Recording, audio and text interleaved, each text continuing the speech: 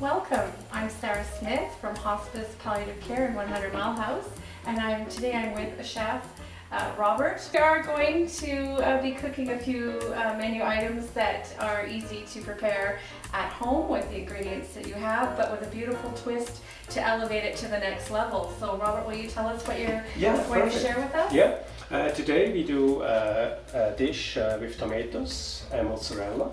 That's also salad. Then we do one of the famous Swiss dishes, sliced pork with Roesti. And on the end, we go a little bit French. We do something with apples and puff pastry. Sounds delicious. I can hardly wait. During this time of the pandemic, we'll just honor some social distancing, but we're doing all right with what we've got for the space here. So where shall we start? Okay, I think we start in the fridge. Okay. I did some preparations already, that's fine. So we have the main ingredients here.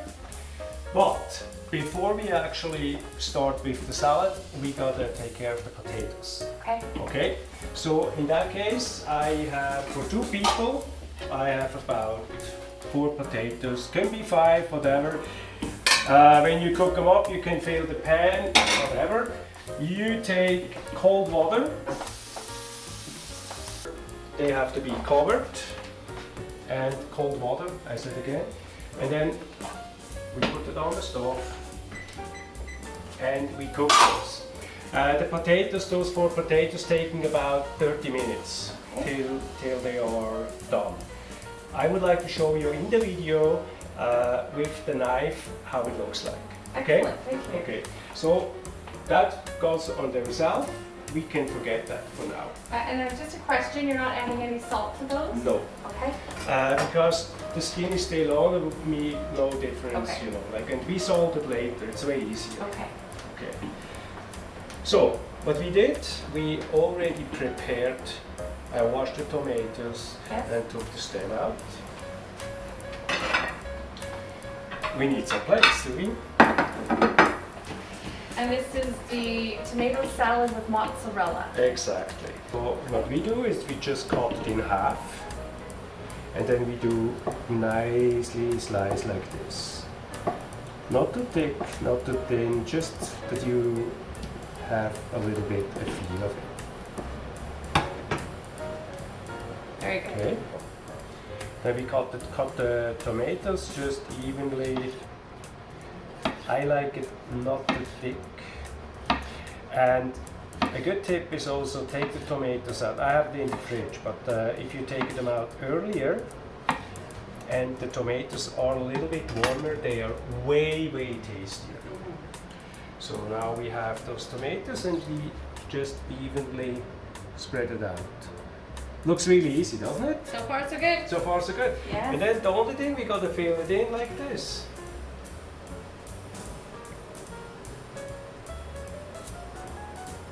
So. And that's a beautiful salad.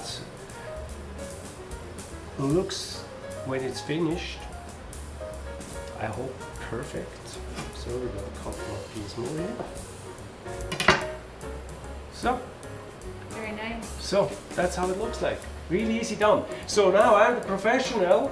For me it's always easy, but now Sarah, you do it, okay? Okay. Okay?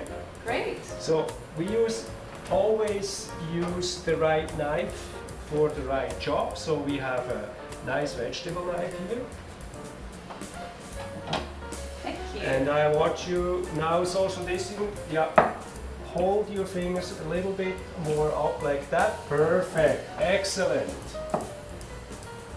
So maybe a little bit perfect. in between the yeah, two. exactly. Yeah. Oh, you're doing great. Uh-oh. There, had to speak too soon. No.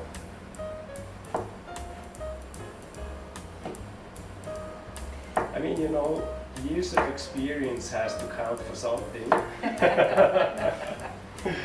Perfect. So now you put them same way like I did. You put them on the plate. Wonderful. Are you comfortable with the big knife? Otherwise, I can give you a little bit the smaller one. Ah, yes.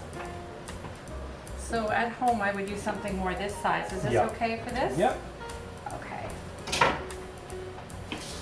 Now, with the mozzarella, will you just go right through it, or do Yes. you in a side motion? No, a straight down motion. Straight down. Because it's got a little firmness to it, but make sure I get the right Yeah. amount of Yeah. cheese slices. And you to go in could between. actually go a little bit Thinner? thinner, yes. Okay, I can't now, but I'll know No? for next time. Yeah. So is there another name for this salad? Like, is it a caprese salad in some areas? Or You know, like is that a actually, bit I would like to different? call it just tomato salad with mozzarella. Okay, all right. Because We'll because have to if put you start putting olives in and sardines and lots of other stuff, then that always changes the name. You know? Okay. So Sarah, I washed the basil and dried it with a paper towel. It's very fragrant. I can smell it already. Yeah. And now I just cut it really thin. I go like this, really thin. And I think I do that this time. I don't want to have some blood on the whiteboard. No, because I have some bone here. So we put it a little bit on side here. So each of us does now the dressing. Okay. So in the recipe I have just 2 tablespoons, so if somebody is not convenient going over it. So what I do here, like I said, as a chef you wash your hands 1,000 times. You put the thumb on the top here and you just dribble it over like this. Very good. And you do actually the same thing with the olive oil. You just go over. You can give a little bit more, whatever you like, because that salad you would eat with French bread anyway, and the sauce you would just dip the French bread in it and you would eat it like that. So that gives you a really good taste. Then we go with a little bit of salt, a little bit of pepper. Beautiful. And then, you know, at last I always use that balsamic glaze. The balsamic glaze is a very sweet product. Okay. And with the balsamic vinegar, if you just buy it in the grocery store and you don't pay a fortune for it, it's more on the acid side, so very sour. So with the sugar, and you get a really good blend in it. Okay. And it has a good thing because it looks actually really cool, you know, like when you put it on like this, Oh yes. it gives a nice presentation on your plate as well. It's very special looking. Yeah, Yes. exactly. And then you take a little bit of the basilikum leaves here, chopped. And actually I think done. Doesn't that look nice? Lovely. Yes. I'm ready to dip into it. Okay. So now I did it, so now you Okay. try it. All right. Well, I just washed my hands, so I haven't touched anything since then. So we started with 2 tablespoons of the balsamic Yeah, vinegar. exactly. Okay. So this is the piece that I'm not really comfortable doing. Whoop. Yeah, There we but go. there's nothing wrong because if a little bit more, a little bit less doesn't really. Okay. The oil. Yes. That was a little bit more than. Whoop. Perfect. Excellent.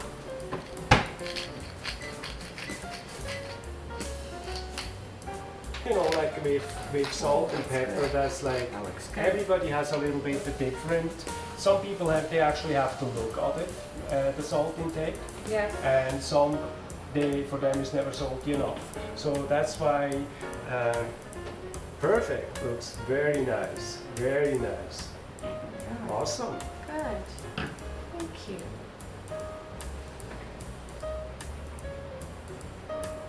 Oh, look at that. I'm not a chef, but there we go. Perfect. Made it look like the chefs. I think with the trick I showed you with the glaze. Yes. It looks really nice, you know, and it presents beautiful. Yes. And if you see that on a table, actually we could put it on the table and see how that looks. It is the 35th year anniversary for 100 Mile District Hospice Palliative Care in 100 Mile House. I thought I'd share that we have 36 volunteers, and we have an active board that are all volunteer as well, and we have 3 staff members. So we cover a large geographic area in 100 Mile House, both hospital and home visits. Okay, before I was an Italian chef, Yes. because tomato salad and mozzarella. Now I go for the Swiss, okay? Yes. And that's like the Swiss guard style, okay? All right, so Roesti, it's absolutely famous Swiss dish. Yeah. I think there's so popular, it's popular as like over here French fries. Yes. Okay, so everywhere, they make Okay. it everywhere. So the potatoes we put on the stove first. They're still cooking, they need a little bit more time. I prepared it ahead, so usually I cook the potatoes in the morning and then you can use it at the evening because they are cooled down so you can touch it. Okay? So I already prepared a little bit. Okay? So we're moving fast So- forward. But I don't want to take the chance away that you can use my absolutely turbo peeler. Okay, so be Okay. careful if it's really sharp. Be careful. You just go like this, okay, Okay, Robert. and you peel the potatoes. I can peel potatoes. Perfect. So there's going to be a volunteer training in September, so if anyone's interested in joining our team of volunteers, please call us at our 100 Mile office, and we'll leave all those contact details at the end. I do have to say I started when I was 18 years old, and it has been one of the most rewarding volunteer jobs I've ever done. So there we go. Perfect. Awesome. I just want to ask what kind of you need special skills to be a volunteer there? Well, you don't need special skills. You do need to have a lot of compassion, empathy, and to be a very good listener. And we teach all these skills as well in our training course. It's about a 30-hour program, and the volunteers have continuing education monthly to keep their skills up and learn new skills. That sounds very interesting. Yes, I think it is for Perfect. myself. Yeah. Going back to the Roesti. Yes. So now we gotta shred that. So there is different shredders out. I use that one. How you do that? It's really easy, simple. Hold it like on a 45-degree angle and just go over with your potatoes like that. So here I have like overall I have like 4 potatoes here. Yes. Okay. So now we spread that out evenly. I already had the butter ready. For Roesti, I take butter Yes. because I think butter tastes the best. I do too. And you get a little caramelization in it as well. Exactly, browning. exactly. So that's the reason why for the Roesti, I always would use butter before margarine. You know, like you just salt it a little bit so that you think it's about right. And that's why we didn't add the salt earlier. Exactly, This is the time. exactly. Yeah, that's the time now to do it. So I have here my pan, put the butter in, and just. So if I would actually would do a recipe for 2 people, Yeah. usually it's about a pound of Okay. finished potatoes. What you use for 2 people. Okay. That's a little bit more. That's I can think 1.5 pound. Yeah. But we have Good guess. Hospice here, then we have my lovely wife, then we have the guy behind the camera you can't see right now, Yes, but James. even he is smiling, okay, Yeah. so, alright. So, and then it's just like, you do not much, you shake it once in a while a little bit, And I like to put a little bit of butter on the edges, because that's where the pan gets hot, Yes. and then it soaks actually on the meat. So we let that be. No covering, just No, let it go. no. So I turned it around the first time, so just to see how everything works. So what I do now, I take it away from here and I put it over there and finish it up over there. Oh, so can you tell us how you began your career as a chef, Robert? Oh, you know, that's actually a really funny story. In Switzerland, when you go to school, when you're about 14, you get to do like work experience. Yes. So that's a mandatory thing, so you got to go over then. And actually, I don't know why, but my work experience started in February, okay? And I actually like to be a mechanic. So I got the chance to work in a mechanic shop. And it was winter, it was the most snow you can think about, and the only thing what I had to do, change tires, change mufflers, was under the car, banged up fingers because it was so cold, Yes. and the snow drips in my neck, and then I know I gotta have another job.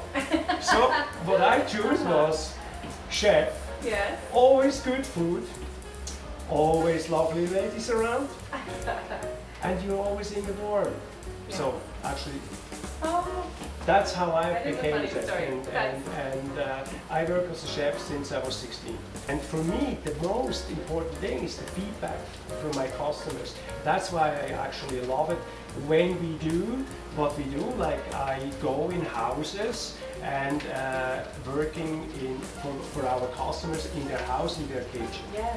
Susan, my lovely wife, she actually she does all the setup of the tables. She serves our customers with wine, whatever they wish. And our host, so the host has absolutely time for their guests. So you don't have to go in the kitchen and see what I'm doing, and you don't have to stand up and serve your guests. It's actually done. And for example, it could look like this with start with a tomato salad, and the wine glasses are still empty. We are not eating yet, but I hope we Not change yet. that. Yeah, that's actually our main business. We go in people's houses. I cook for 2 to 10 people. Okay. Could be a few more, it doesn't really matter, but usually if you have 10 people in your living room, it's cramped. So the rule is it's always less, usually 6, 8. And then we do like, for example, a 5-course dinner, and you decide what you would like to have. Okay. So what really important thing we don't forget is you got to check once in a while those potatoes, and maybe they are right now on the right point. Yeah. So I would explain how they should fall from a knife. Okay. You take the knife and you go in the potatoes, and then when you actually pull them out, it falls back. Then you know, okay, you have absolutely the right consistency. You want to try? Sure, I will test. Okay. Go in with the knife, perfect. Pull it out, and you see it falls actually down Beautiful. of their own. Okay. Yeah. So right now, those potatoes are good. So if you cook those in the morning, they are fine for the evening to use. Perfect.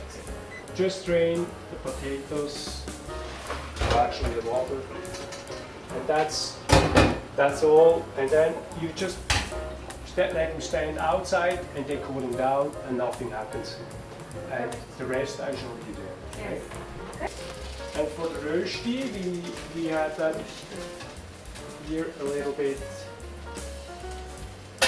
on the side here. So now we flip it again to see how it looks like. Oh yeah, beautiful. So we just have it on low heat. Now, I wasn't really keeping track of the time, Robert, as to approximately how long it takes to cook that roesti. The roesti takes usually about 10 minutes. Okay. Yeah. So with the with the way I do it usually, it's like I put the roesti up and then I make my sliced pork. And then I pretty much when the roesti is finished. And it actually wouldn't harm nothing, because the only thing what you could do, put the oven on about 350 Fahrenheit. Yes. And put the roesti right out with that pan. There's Hopefully. oven, you just put them in there and it just stays warm. Perfect. Warm and crunchy, both. Now we go Okay. to our main meat dish, okay? That's sliced pork. Sliced pork Yeah. and white wine mushroom cream sauce. Perfect. So for 2 people I would just cut it in half, okay? And then we got to slice it, cut it in length like this, and then just make nice long slices like that. So you see, that's really easy done. And we already finished with that. So the next step will be we cut the Okay. mushrooms. That's the way I do it. Okay. Cut it in half and then just go through like that. Would you like to try, Zella? Oh, sure, I can slice the mushrooms. Perfect. I give you a little bit the smaller knife like Perfect. before. So, I suppose I should let everybody know what some of our programs are that we offer at Hospice. So we have volunteers that companion with people who are living with a life-limiting illness. We have loaning libraries. We have a bereavement support program with grief support groups. We have a loaning equipment library as well of pressure reduction mattresses, other equipment that can go into the homes. So there's quite a variety of things that Hospice offers. And all of the things that we do offer are made possible through donations from the community, people that wish to support us by watching this video and making a donation to Hospice. We get some personal donations from family members sometimes, a few grants, but we are funded basically from what we can raise in our community for the most part. So we're really grateful for all that we get, and we give it right back into our community. And if you would like to make a donation, there is a donate button right below this video. Thank you.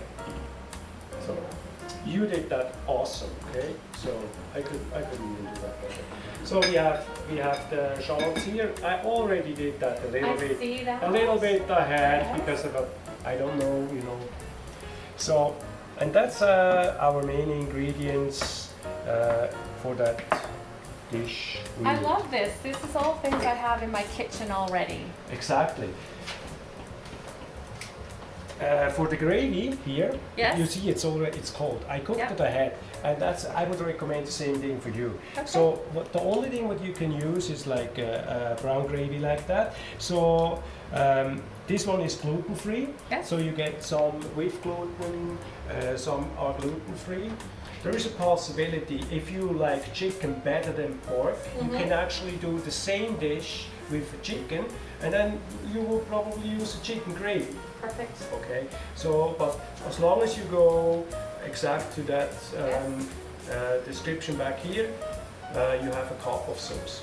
Okay, that's all what you need. That's lovely because I have these, I call them the cheater packages, but I have those in my kitchen as well, and I'm surprised to say, oh, well, a little shortcut here and there is good for all of us, right? Oh yeah, I mean, Yeah. absolutely. Oh. If you would have to make the gravy from scratch, I do that once in a while. Yes. It's a lot of work. Yes. Yeah. You're standing for 3 hours in the kitchen for a little bit of gravy. And we're not sacrificing on flavor right here at all. Absolutely not. No quality, nothing. Yes. Okay. So now I show you how to make that dish. Okay, I'm looking forward to it. I already have a little bit of oil here. Oil, okay. Put the meat in the pan here. And we fry it up nicely. So one of the fundraisers that some of you might have participated in is Butterfly Brushes. It's one of our fundraisers for people to come out and have some fun, paint along with one of our local artists. There's maybe 30 of us all in a giant room, painting the pictures. So nervous, looking for the right brush, right color, and just having a super good time. So unfortunately, they've been postponed for now until we can all gather as a big group again. But I do highly recommend bringing a friend. I'm seeing more men coming out now, so that's exciting to see. It's a lot of fun. So all of this information you can find on our website, and the link is below. Okay, so we have that meat nice and round. We got the spices. Okay. That's my secret. So you can use whatever salt, pepper you like, Yes. or the spice you like. Okay.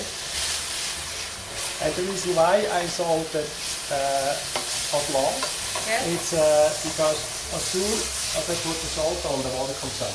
Okay. So you don't want to have that. I didn't know that. That's why sometimes things get too much moisture in the pan when you salt too soon. Exactly. Oh, so wow. that's why you're gonna wait a little bit. Okay. So now we put in a little bit of margarine here.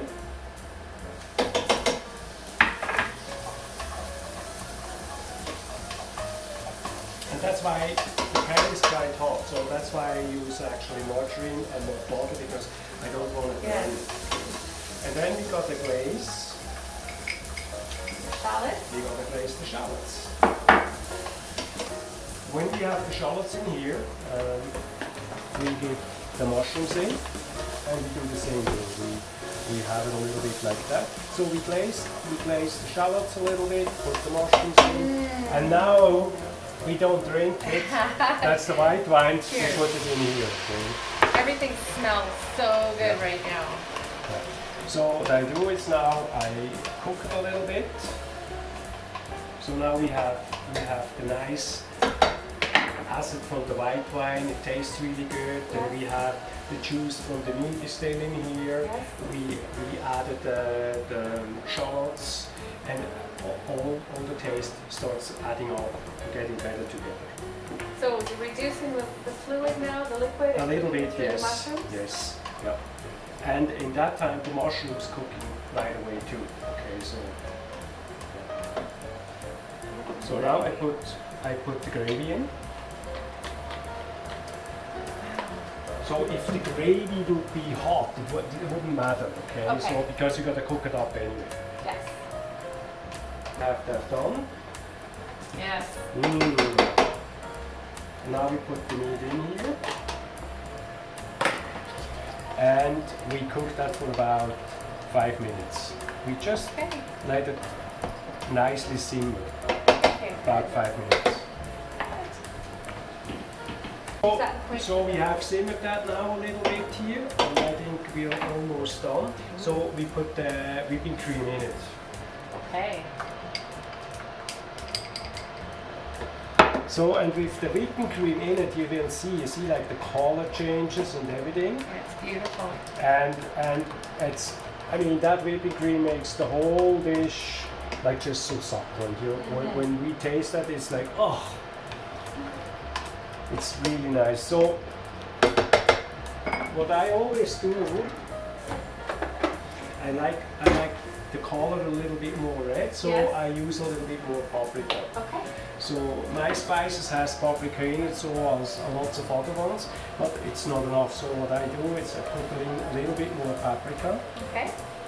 And we'll show at the end some of these things that you use. Exactly, Okay. exactly. And then it gets a little bit more the color I like. Beautiful. So, and that dish still has to simmer for another 2 minutes, 2-3 minutes, and then we are done. Okay. So during this time of COVID, programming has changed somewhat because we're not able to see people on a group situation. For instance, the grief support group we would have had this spring. The volunteers and myself are connecting with people that find they need the support on a one-on-one basis over the telephone. So it's effective, it's not perfect, but people are finding that reaching out right now is so helpful because some people they have that skin hunger, you know, that we're not allowed to touch each other, we're not allowed to hug. It's harder to support our loved ones and our friends and family when we can't do what we would normally do. So we're doing our best to support our community by calling our clients right now. People that would like to volunteer for hospice, you don't always have to work with clients. There's other things and other ways that you can help hospice palliative care. We have somebody that needs to manage our equipment. We have packages in the office that need to be done up.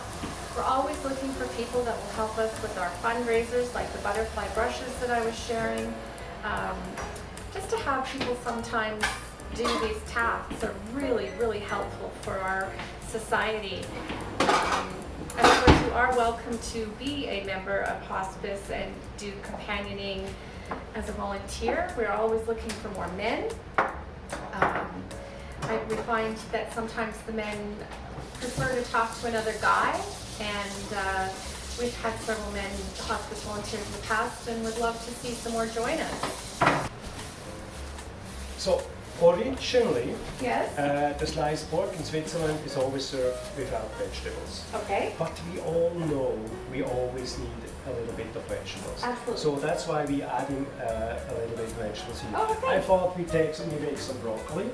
Okay. Perfect. Yes. So the easiest way, in my opinion, to make broccoli is if we steam it. Yes. Okay. Okay. So what I did is just put pot of water with And a steamer. exactly with Yep. a steamer. We wait, and then it takes about 3 minutes to do broccoli. So you could actually do glazed carrots, you can do cauliflower, whatever you like. Yeah.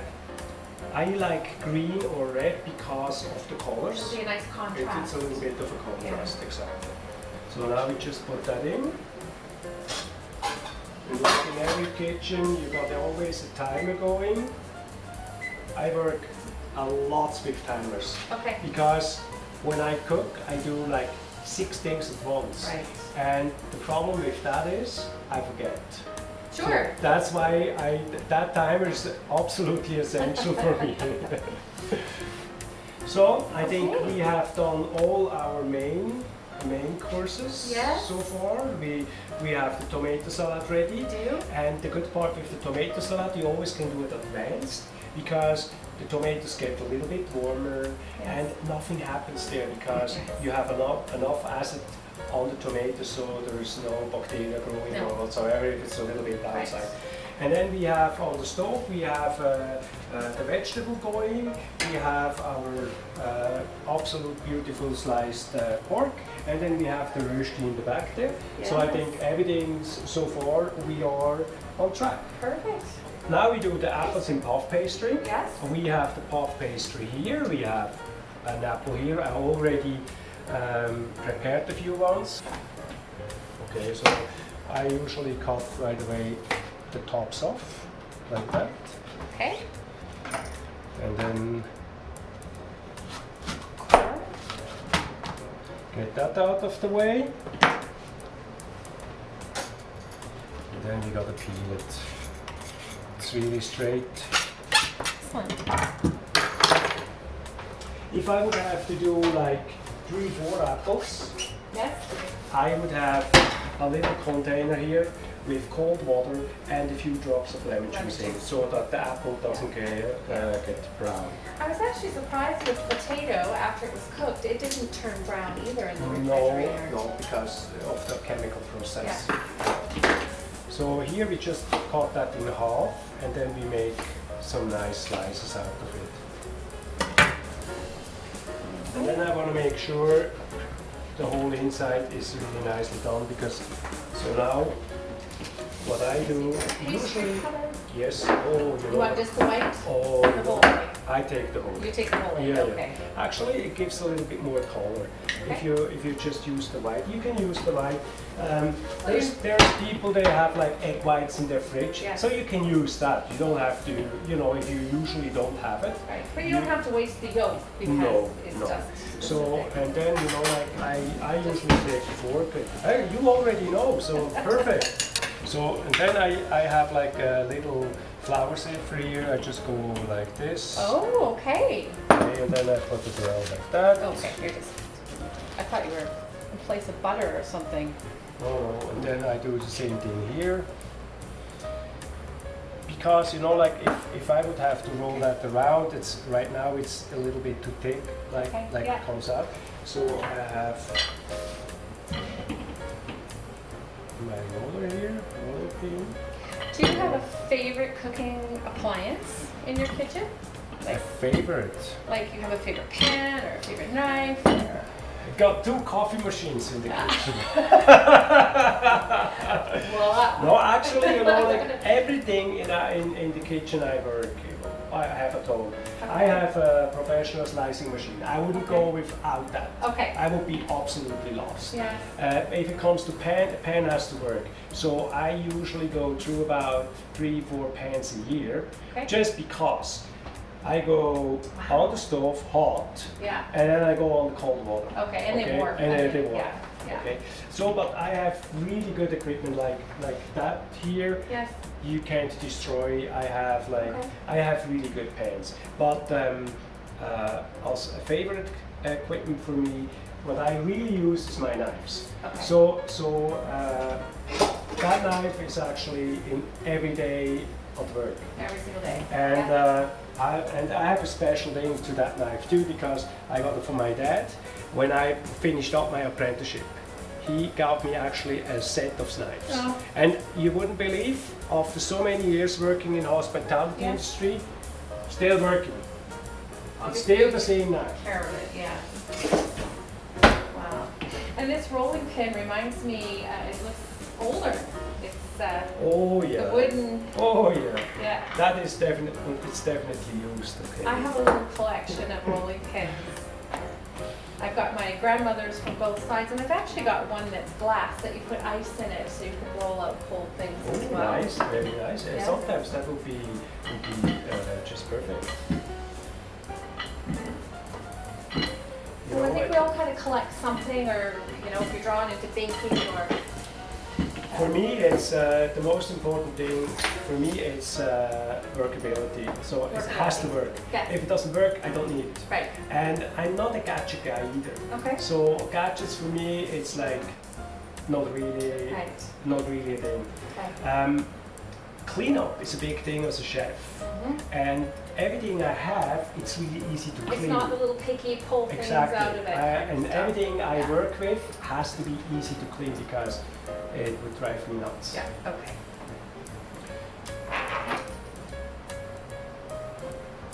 So what I do usually, I cut those ends off a little bit, Because you want it decorative. because I want to have it that it looks uniform and does it look nice. So, and that's no waste here, because I use that later. You can use, you can put it together. If you have like puff pastry like this, fold it like this, Yes. and then you put it like that together again. That's fine. Don't make a ball Okay, or right. like this, Because it is already layered. Exactly, of the Yes, layers. with the butter and the flour Exactly. and- So if you just go like that, That's a good tip. you go like this, Okay. and then you can put it in the fridge, and then it's already ready. Perfect. Thank you, Robert. So here we're gonna make about 11, huh? Yes.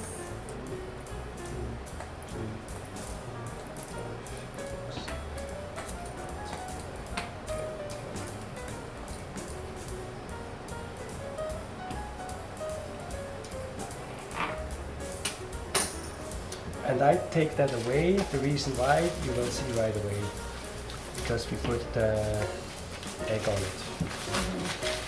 And that's why Okay. I cut it right away off. Good. Okay. So Oh, you dust off the flour? yes, I do dust off the flour, Okay. because I want to make sure it doesn't stick. And we don't need it, because we don't need it really, because we have the puff pastry, not flour. So next step, we spread all. We just put that egg wash on here. when it's finished and we put the icing sugar on, you didn't see that. So it really goes like this. You cut a length, then you take that and then you just turn it around like this. Easy and simple. And voila. And then you put it on top here. Good.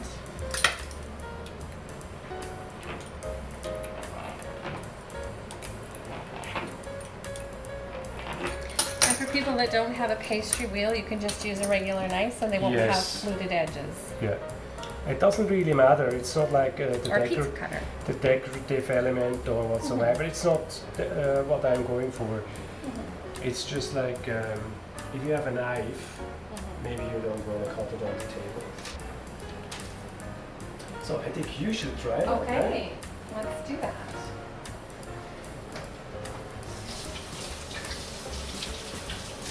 So you got to catch the first piece. Perfect. You're very talented. Oh. So you can take over. I have the oven already on 240 degrees, so that's about 450 Fahrenheit. And hot and fast. Yeah, and put them in for about, I start with 7 minutes. Okay, perfect.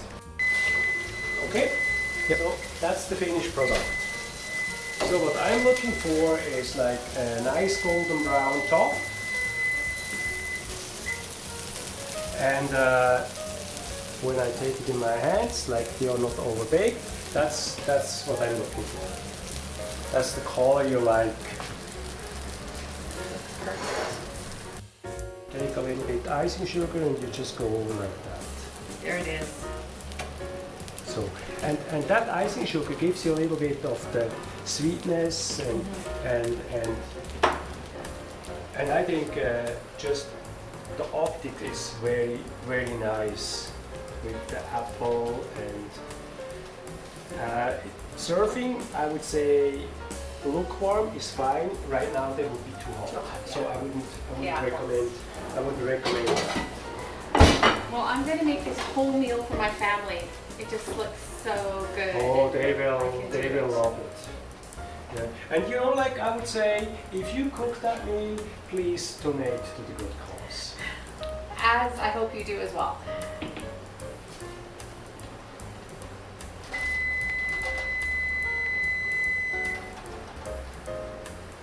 Actually, I love this dish. it's a very nice dish. And the consistency, that's what you're looking for. When you take a spoon, you know, you don't want to have a too runny sauce. It just come off like that. And then it's perfect. You don't want to have it too thick, and you don't want to have it too runny.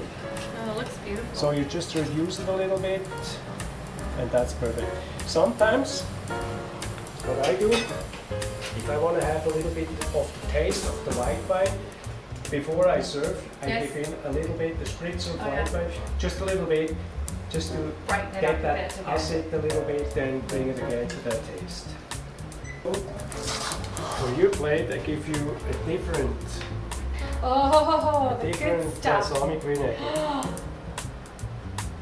Thank you. Oh, Robert, that's a treat. Okay, just switch to